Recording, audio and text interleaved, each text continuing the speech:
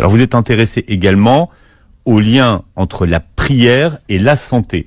Est-ce qu'on sait sur quelle zone du cerveau la prière agit-elle? On a demandé à des fidèles de prier et en même temps ils étaient sous IRM.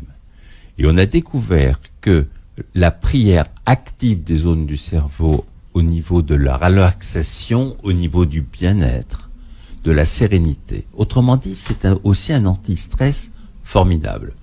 Et en plus, on leur a fait des prises de sang en même temps. On a vu qu'ils sécrétaient des hormones protectrices, des hormones du bonheur, de la détente, de la relaxation.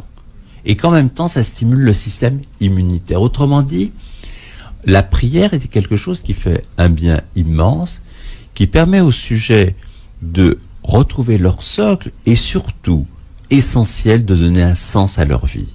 C'est très important. Et quelque part, dans cette période de Ramadan, où on apprend la période de... C'est un apprentissage vers la spiritualité. On se relie et les gens se font un bien extraordinaire. Mais moi, je souhaite que Ramadan, qui est un moment formidable, dans son esprit se prolonge toute l'année. Et c'est pour ça que je trouve que le jeûne séquentiel est un relais formidable de se continuer ce fil rouge qui commence à ce moment-là.